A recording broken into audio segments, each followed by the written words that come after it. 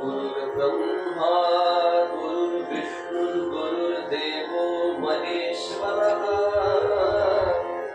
गुरुः साक्षात् परब्रह्म तस्मै श्री गुरवे नमः। ॐ करोति वाचालं पङ्गुं लङ्घयते गिरिं यत्कृपातमहं वन्दे आनन्दमाधवम्। स्वान्तानन्दनिमग्नस्वान्तां प्रकरोतु सन्ततं कृपया यदुनन्दनसुखवाणी वाणी वीणालसत्कराम्बुजा अवधूतचिन्तन श्री गुरुदेव दत्त।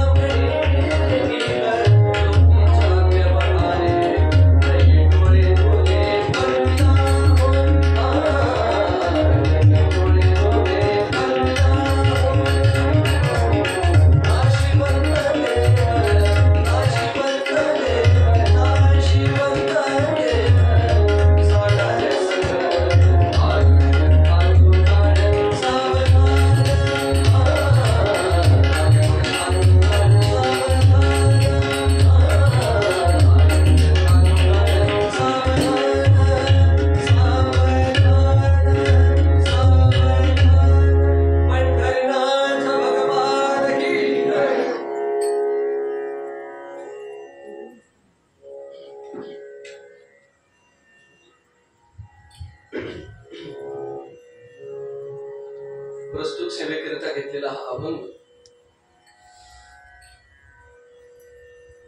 संत श्रेष्ठ संत शिरोमणी संतांचे मुकुटमणी असलेल्या जगद्गुरु तुकोबाराय यांचा बरं.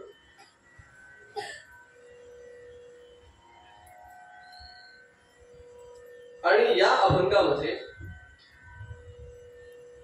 सद्विचार करण्याकरिता जगद्गुरु तुकोबारायांनी सर्व जनतेला, भक्तांना, भाविकांना, सज्जनांना प्रवृत्त केले.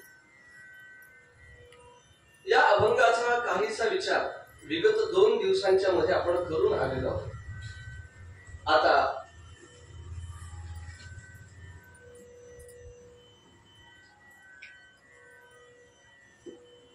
या उत्सवातलं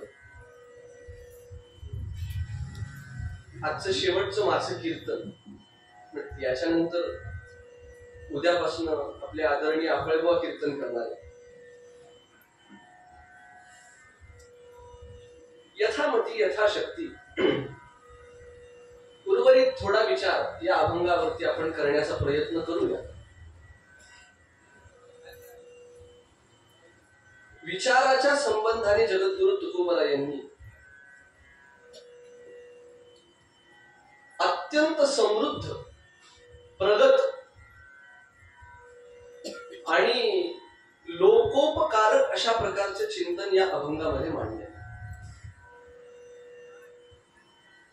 या अभंगाचा विस्तार जेव्हा आपण करत होतो, उपक्रमाकडे जात होतो, तेव्हा पहिल्या 2 प्रश्नांचं चिंतन आपण करून आलेलो आहोत. पहिला प्रश्न म्हणजे विचार कोणी करावा, तर आपण सर्व मानवांनी, देहधार्यांनी करावा. ज्यांना नरदेह प्राप्त झाला त्यांनी करावा, असं आपलं चिंतन झालं.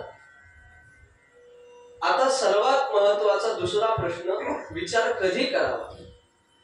अभंग तसा फार मोठा आहे, म्हणजे संत महंतांचे अभंग एवढे अप्रतिम आहे, एवढे दिव्य, एवढे रसास्वादनीय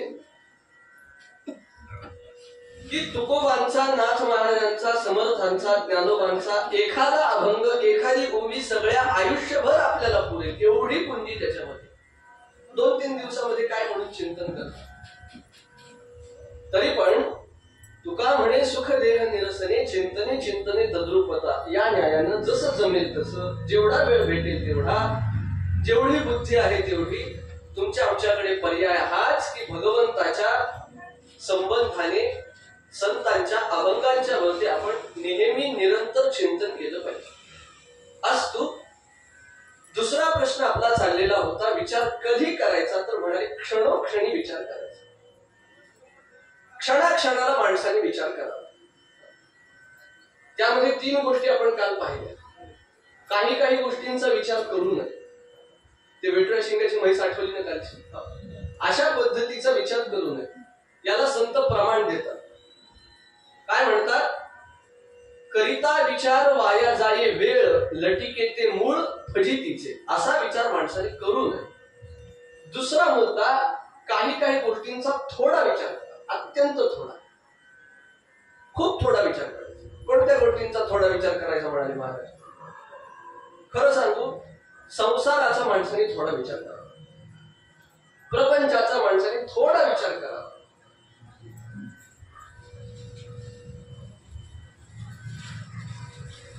ज्याचं पर्यवसान शेवटी आनंदामध्ये होणारे त्या गोष्टीचा माणसाने निरंतर विचार केला पाहिजे, आणि ज्याचं पर्यवसान शेवटी दुःखामध्ये होणारे त्या गोष्टीचा माणसाने कमी विचार केला. कमी किंवा करूच नाही. मी त्या मुद्द्यावर येईन काही वेळाने. पण हा देह आपल्याला प्राप्त झाला, प्रत्येकाचं आपलं प्रारब्ध आहे, प्रत्येकाचं आपलं आयुष्य, जीवन आहे, संसार आहे, प्रपंच आहे, ठीक आहे. आपला कालच मुद्दा झाला. संसारामध्ये राहताना कसं राहायचं, ज्याप्रमाणे जहाज समुद्रात राहते. जहाज समुद्रात असते की नाही, पण समुद्र जहाजीत गेला तर काय होतं, काल आपण विचार करू का. त्याप्रमाणे माणसाने संसारात राहावं, पण संसाराला आपल्यात राहू दे, एवढाच विचार संसाराचा करायचा.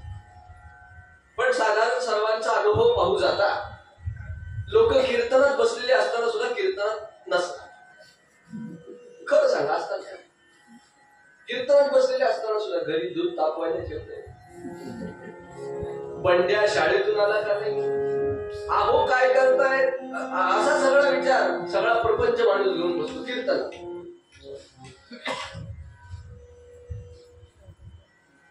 म्हणजे कीर्तन काही काही जणांना एवढं आवडतं, एवढं आवडतं, एवढं आवडतं की घरी झोप लागत नाही म्हणून कीर्तनात यावंसं वाटतं आणि इथे निवांत झोप, काही अडचण असतो. पण प्रपंचाचा अत्यंत थोडा विचार करावा, संसाराचा थोडा विचार करावा. पण काही केलं तरी माणसाच्या मनातून हा संसार जातच नाही, जातच नाही, कितीही करा. काय एक एक लोक भेटतात आम्हाला बाहेर, म्हणजे तिथले सगळे चांगले आहेत बरं का, पण कितीही सांगितलं संसाराचा विचार जात नाही. आपण त्याचा टप्प्याटप्प्याने भाग करायला गेलं तर पूर्णपणे संसाराचा विचार मनातनं घालवण्याचा एक पर्याय आपण पाहिला की क्षणापासून क्षणोक्षणापर्यंत असा विचार माणसाने केला. आता शक्य नाही ना 24 तास भगवंताचं स्मरण, नाही काही आवश्यकता नाही. आता 8 प्रहर शक्य नाही ना काही, तरी का ऐसे करी या 8 पहारा माझारी मोठे की निमिषभरी देतो जाई, याच्यावरती आपण काल बोलून आलेलो आहोत. निमिषभरामध्ये भगवंताचं, पण त्याचा प्रयत्नपूर्वक अभ्यास केला पाहिजे की वारंवार सांगून सुद्धा माणूस तेच का करतो. एके ठिकाणी याचसाठी केला होता अट्टहास शेवटचा दिस गोड, अशा निर्वणपर अभंगावर कीर्तन केलं महाराज. आणि काशीबाई कीर्तन झाल्यावर आल्या आणि म्हणाल्या, महाराज तुमचं कीर्तन काय गोड झालं. म्हणजे धन्यवाद, भगवंताची कृपा आहे, सद्गुरूंची कृपा आहे, तुमचं कीर्तन फार गोड झालं. माझ्या मनात काही प्रश्न आहे, मला आता कळलं हिच्या मनात काय प्रश्न आहे. तुम्ही कुठे थांबलात म्हणलं, या खोलीत थांबलो वरच्या, मी उद्या सकाळी येते महाराज. आता अवघड झालं म्हणतात, यांचे प्रश्न काय ते मला कळेल. दुसऱ्या दिवशी स्नान आटोपून संध्या करत बसलो होतो, तितक्यात आजीबाई काय काय गोड कीर्तन केलं महाराज, काय सुंदर कीर्तन केलं, तोंड भरून कौतुक करावंसं वाटतं. असं वाटलं की तुमचं कीर्तन संपूच नाही. म्हटलं आजीबाई मुद्द्यावर या, काय सांगावं म्हणल्या. महाराज मी खरं सांगू का, माझ्या मनातला प्रश्न काय, माझं नाव दगडाबाई आहे, मला 3 लेकरं आहेत, एकाचं नाव रामराव, एकाचं नाव श्यामराव, एकाचं नाव गणपतराव, एकाला 40,000 रुपये पगार, एकाला 60,000 रुपये पगार, एकाला 80,000 रुपये पगार आहे, एक दिल्लीला असतंय, एक परभणीला असतंय, एक जर्मनीला असतंय, आणि एवढं सगळं असून कोणी मला, म्हणून जे रडायला सुरुवात केली आजीबाई.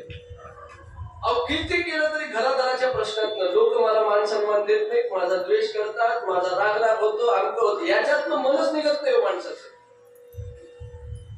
म्हणलं आता यांना नाही सांग, म्हणलं आजीबाई मला खरंच कळत नाही. नाही आता गोड कीर्तन केलं, न कळायला काय झालं, आता अवघडच झालं.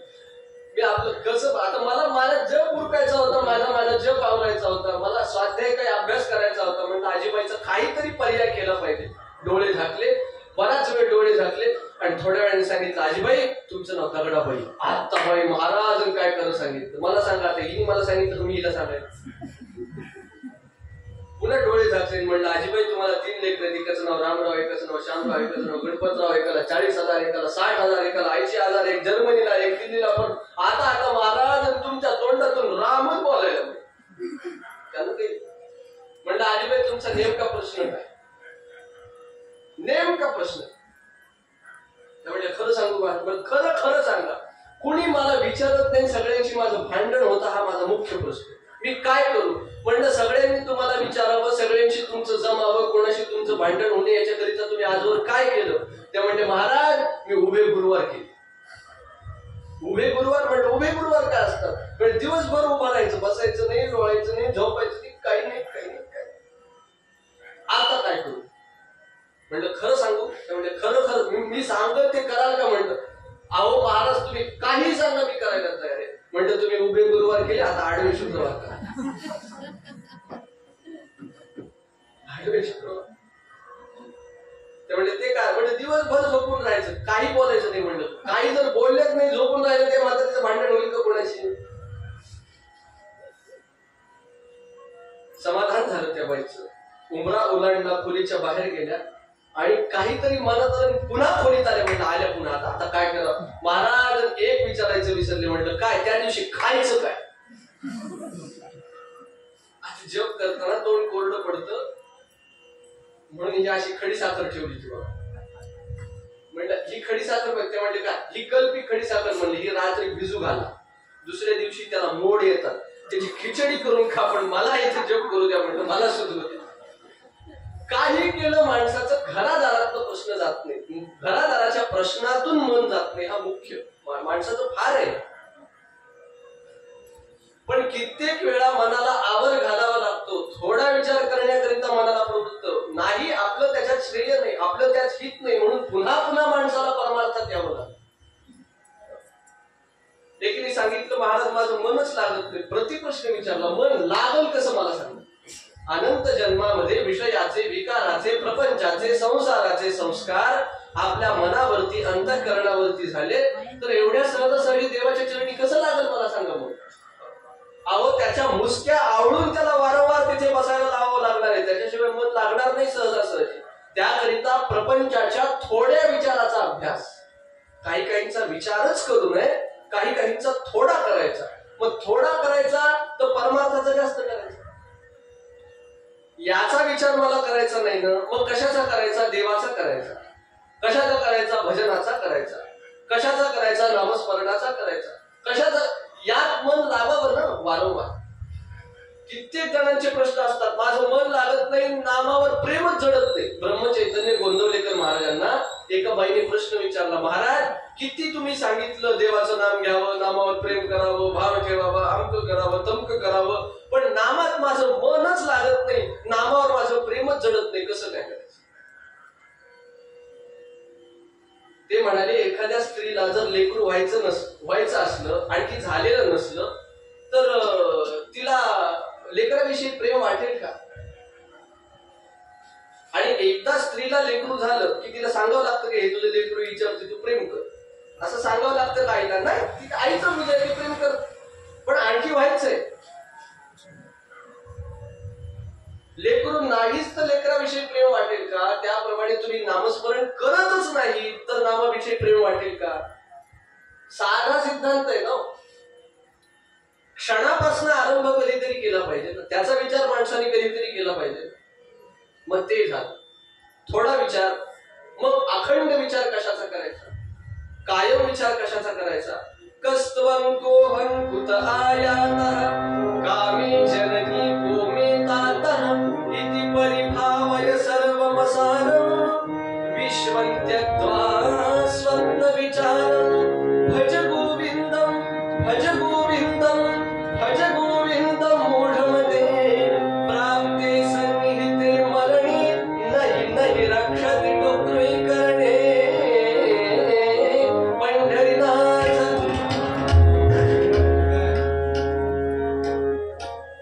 कहा त्वं कहा अहम. ज्या नाथांच्या दरबारात आपण आज बसलेलो आहोत ना कीर्तनाचं चिंतन करीत ते नाथ वयाच्या 8व्या वर्षी सद्गुरूंच्या शोधाकरिता गेले बरं का. गोदावरी मातेने आज्ञा केली आणि देवगिरी प्रांतामध्ये आपल्या सद्गुरूंच्या जनार्दन स्वामींच्या शोधाकरिता ते गेले.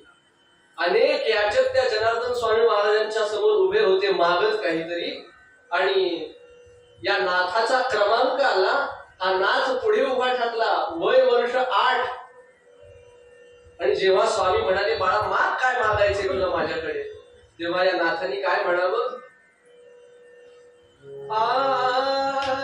मी कोण कोठील कुठे मज लागे जाणे काही जगात घडले मम साच येणे याचा विचार करीता शिनलो मी माया सांगून ते सुखी करा मज स्वामी राया सद्गुरुनाथ भगवान.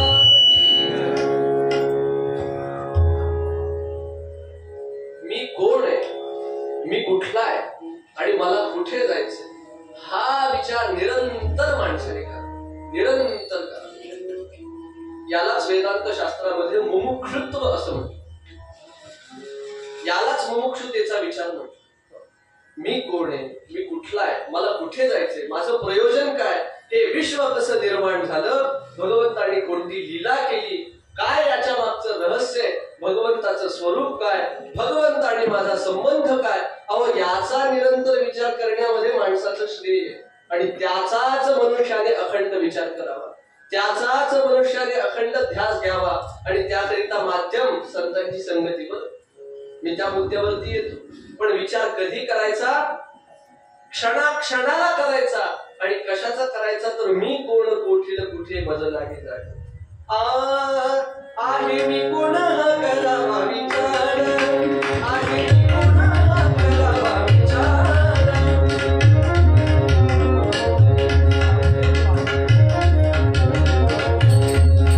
आहे मी कोण हा करावा विचार, आहे मी कोण हा करावा विचार. आहे मी कोण हा करावा विचार. म्हणे ज्ञानेश्वर निवृत्तीचा, म्हणे ज्ञानेश्वर निवृत्तीचा. आहे मी कोण हा करावा विचार, आहे मी कोण हा करावा विचार. आहे मी कोण हा करावा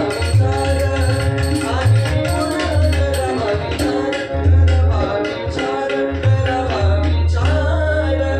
पंढरीनाथ भगवान की. आहे मी कोण हा करावा विचार.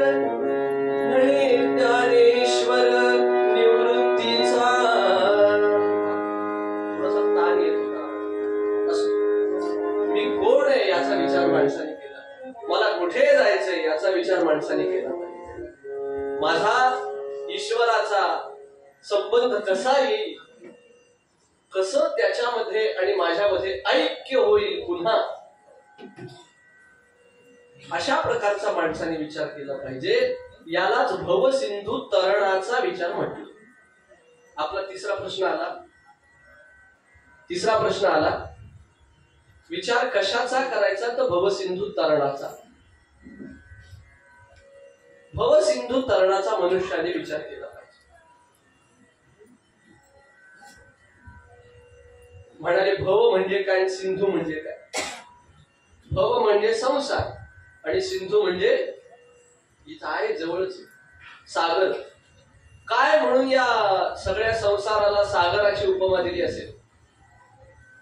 या सगळ्या कन्सेप्ट ज्या आहेत ना, त्या जेवढ्या सोपेपणाने शांतीब्रह्म एकनाथ महाराजांनी सोडविल्या, आपल्याकरिता सोप्या करून सांगितल्या, एवढ्या सोप्या करून सांगितल्या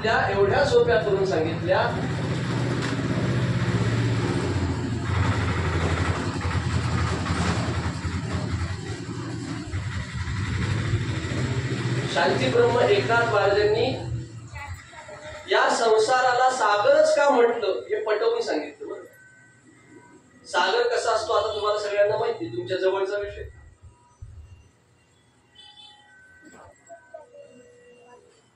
नाथ भागवतामध्ये भवसिंधूचं वर्णन करताना शांतीब्रह्म एकनाथ महाराजांनी सांगितलं, हा भवसागर कसा आहे, हा संसार सागर कसा आहे, याचे सकळ जळ क्षार माझी सावजे अनिवार. एक एक चराचर गिळले साचार निज शक्ती. लाटावरी अचाट लाटा मोहाची या अति दुर्घटा. आदळती अविवेक तटा धैर्याची या गाठा पाडीत. अहंकुवाओ वाजता थोरू अवघाची खवळे सागरू. मी माझी निगजरे भोरू अति दुर्धरू गरजत. नाना वासनांचा वळसा पाही पाभवता हे कैसा. तीर्थ तरावया दिवसा नाही सहसा सुरवरा. काम पर्वतांची शिखरे विषमे भासती अपारे. आशी इच्छेचे वरी थोरे झाडे विषयांकुरे वाढली. संकल्प विकल्पांचे मीन निंदेच्या सुसरी दारुण. ब्रह्मद्वेषाचे नक्रपूर सागरी जाण तळपती. काय सोप्या सोप्या ओळ आहे. कसं आहे म्हणाले भवसागर, याचे सकळ जळ क्षार. क्षार म्हणजे खरट.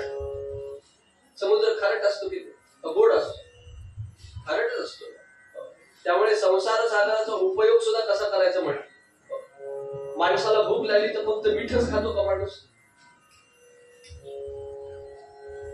ताट्यात इतर पदार्थ किती असतात आणि मिठाचं प्रमाण किती असतं सांगा? अगदी चवीपुरतं खातो की आपण?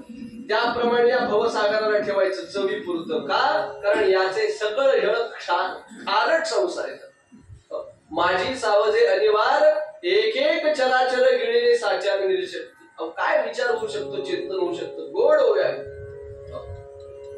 अगदी आरसा दाखवला एकनाथ महाराजांनी सगळ्यांना. आपण कशामध्ये जगतो आहोत? लाटांवरी अचाट लाटा, मोहाची अति दुर्घटा, आदळती अविवेक तटा, धैर्याची काठा पाडी. अचाट लाटा आहे त्या समुद्राच्या. कशाच्या लाटा?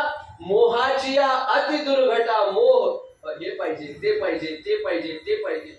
संसार अशी गोष्ट आहे की आपली तृष्णा, आपली तहान इथे शमत नाही. मला सांगा, कोणीतरी संसार करून सुखी झालंय का? कोणी संसार करून सुखी झालं?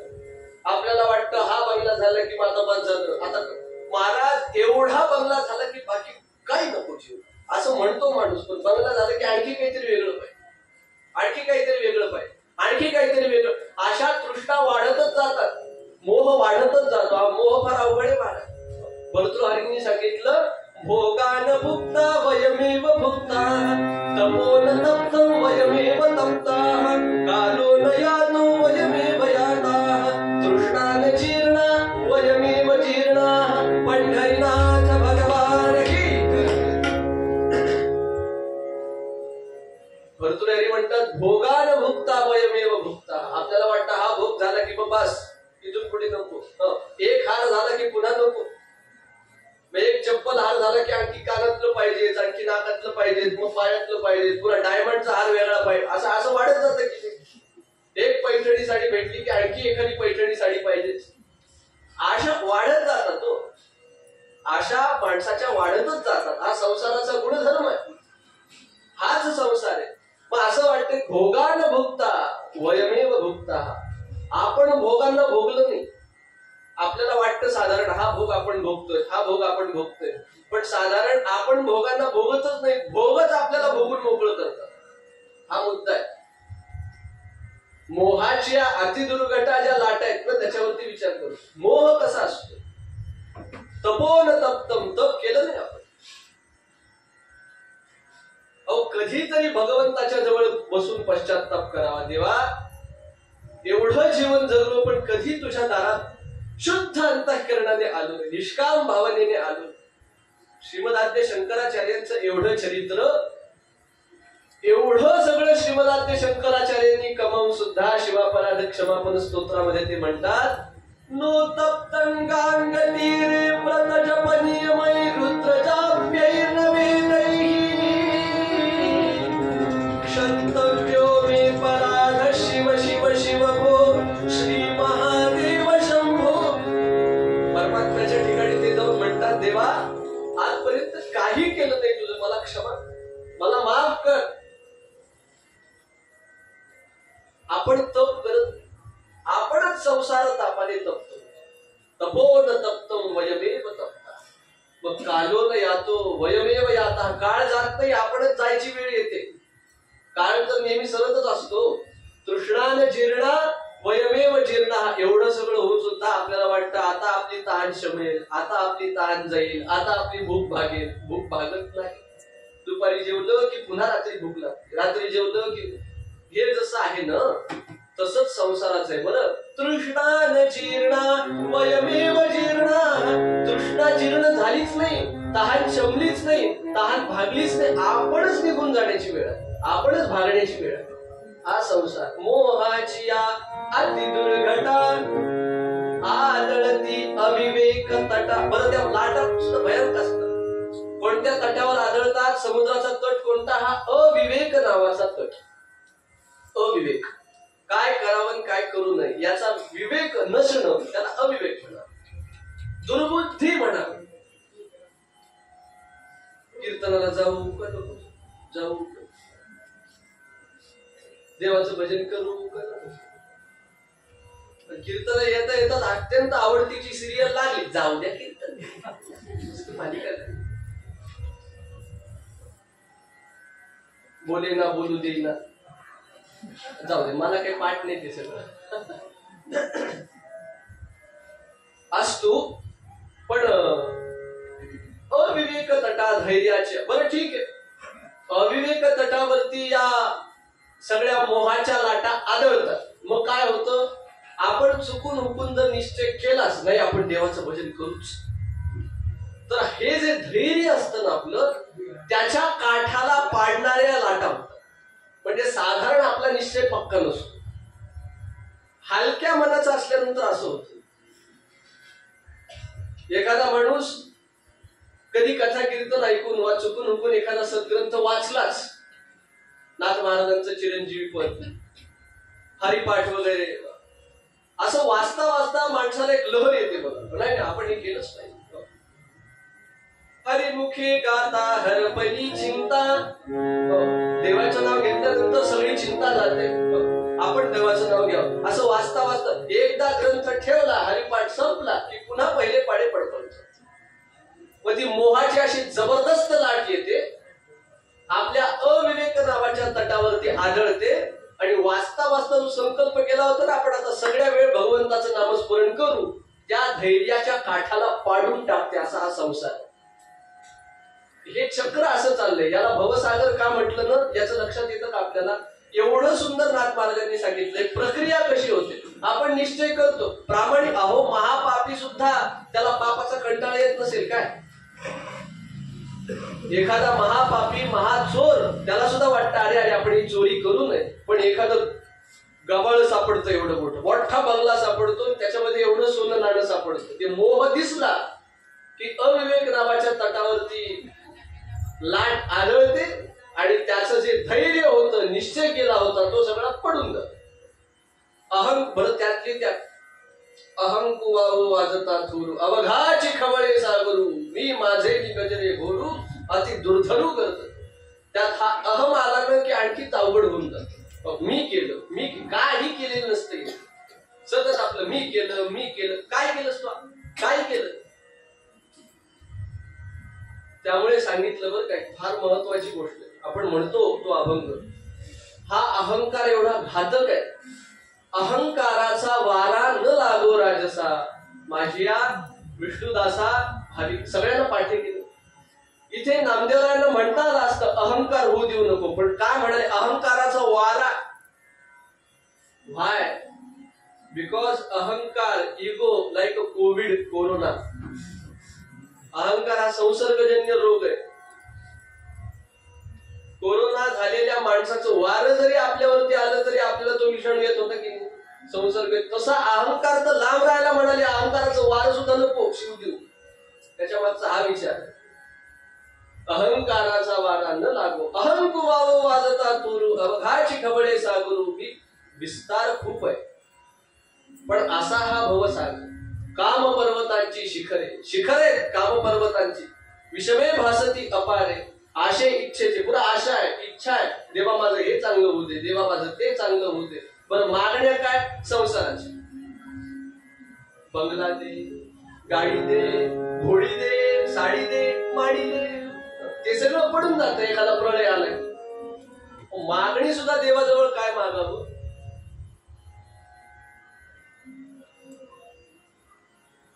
संकल्प विकल्पांचे मीन, निंदेच्या सुसरी दारुण, ब्रह्मद्वेषाचे नक्र पूर्ण सागरी जाण तळपती. असा हा भवसागर आहे महाराज. महाकठीण हा भवसागर आहे. क्षणोक्षणी विचार करण्याची दोन कारणे. कशाचा करायचा आपला ठरला, हे सगळे जे प्रश्न आहेत ना, कोणी करावा, कधी करावा, कशाचा करावा, एकमेकांच्या संबंधाने एकमेकांच्या प्रश्नांचं उत्तर पाहावं लागतं. बरं, क्षणोक्षणी का करायचे याची दोन कारण. एक तर भवसिंधू एवढा अवघड आहे म्हणून क्षणोक्षणी करायचा. का? कारण फक्त एखादा घंटा, एखाद दिवस, एखादं वर्ष विचार करून एवढा हार्ड सिलेबस सोडवता येणार नाही. 10वीच्या परीक्षेमध्ये उत्तीर्ण व्हायचं असेल चांगल्या गुणांनी, तर वर्षभर पोरगा अभ्यास करतं की नाही? तर शेवटच्या क्षणाला असं सगळं ज्ञान प्रगट होतं. परीक्षेच्या वेळेस अभ्यास करावा लागतो की नाही? का बिना अभ्यासाचं होतं? त्याप्रमाणे दुसरं कारण असं की आयुष्याच्या शेवटच्या क्षणाच्या परीक्षेमध्ये पास व्हायचं असेल तर त्याचा अभ्यास आयुष्यभर करावा लागेल, त्याच्याशिवाय होणार नाही. पण शेवटचा क्षण कधी येईल हे माहितीये का? भागवतामध्ये परीक्षित महाराजांना 7 दिवस दिले होते. त्यांना तरी कॉन्फिडन्स होता, मी 7 दिवस जगणार आणि 7 दिवसानंतर माझा मृत्यू आहे, एवढं तरी होतं. आपल्याला तेवढं तरी आहे का? काही गॅरंटी वॉरंटी काही आहे का आपल्या देहाची?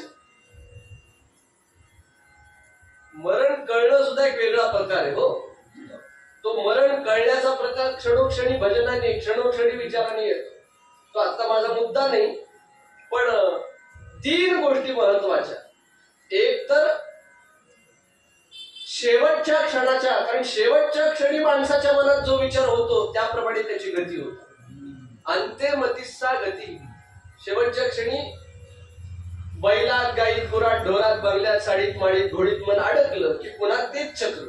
शेवटच्या क्षणी परमात्मा आठवला की परमात्म्याचं भजन, परमात्म्याची प्राप्ती त्याला होते. या 2 गोष्टी का महत्वाच्या?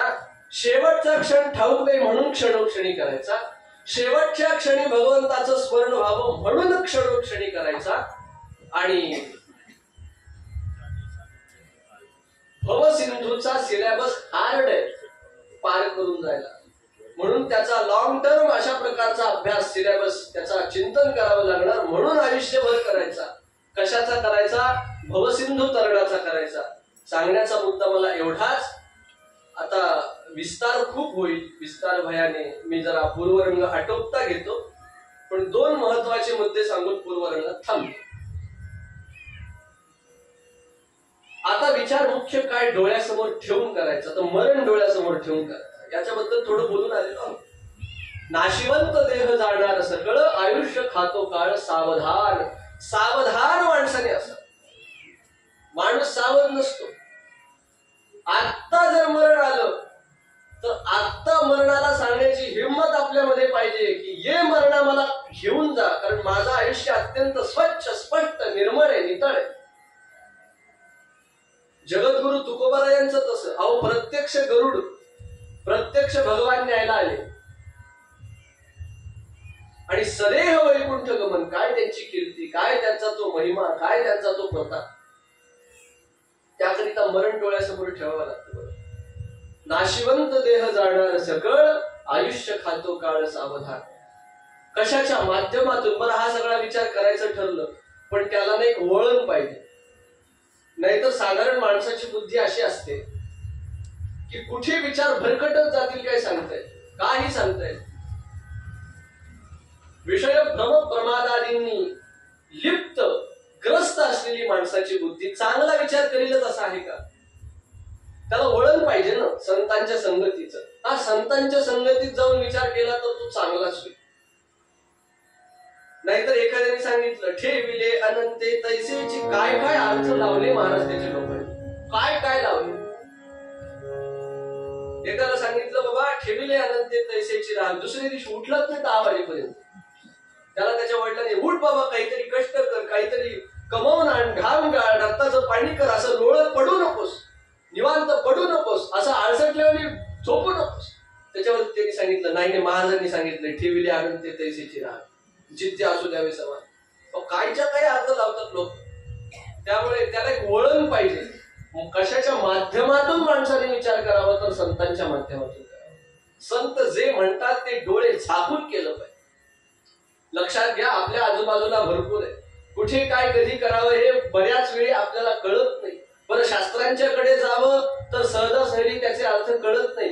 धर्माचं तत्व अत्यंत गुह्य आहे. मग अशा परिस्थितीमध्ये काय करायचं? तर्को प्रतिष्ठ श्रुतयो विभिन्ना नैको ऋषीयस्य मतं प्रमाणं धर्मस्य तत्त्वं निहितं गुहायां महाजनो येन गतस्य पंथाः. जय जय रघुवीर. तर्क अप्रतिष्ठित आहे, श्रुती विभिन्न आहे. बरं, एक ऋषी असे नाहीत की ज्यांचं मत प्रमाण मानावं. म्हणजे ऋषी सगळे सांगतात ते खरं आहे, पण आपण कुठे ते आपल्याला कळत नाही, किती ते कळत नाही. म्हणून नैको ऋषीयस्य मतं प्रमाणं धर्मस्य तत्त्वं निहितं गुहायां. धर्माचं तत्व अत्यंत गुह्य आहे.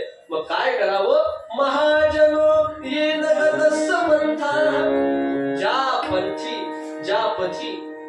वाटेवरती संत गेले, डोळे झाकून त्या वाटेवरती चालावं. संत समागमी धरुनी आवडी, करावी तातडी परमार्थी. धावता अर्थ सांगतो. आणि काय टाळून विचार करायचा, तर इहलोकीच्या व्यवहार अर्थात या ठिकाणचे सगळे प्रलोभन झुगारून विचार करायचा. आपल्या साही प्रश्नांची उत्तर मिळाली बरं का. समय अभावाने विस्तृत चिंतन करणं झालं नाही, पण हा तसा अत्यंत रसाळ अभंग. अनेक प्रकारे याच्यावरती आपण चिंतन करू शकतो. कधी निवांत वेळ भेटेल तेव्हा पुन्हा हा अभंग पूर्ण सोडवू. पण कुणी करावा, माणसाने करावा, कधी करावा, क्षणाक्षणाला करावा, कशाचा विचार करावा, भवसिंधू तरण्याचा करावा, काय डोळ्यासमोर ठेवून करावा, तर आपलं मरण डोळ्यासमोर ठेवून विचार करावा. कशाच्या माध्यमातून विचार करावा, तर संत संगतीच्या माध्यमातून करावा. आणि काय टाळून करावा, तर इहलोकीच्या व्यवहारातले प्रलोभन टाळून विचार करावा.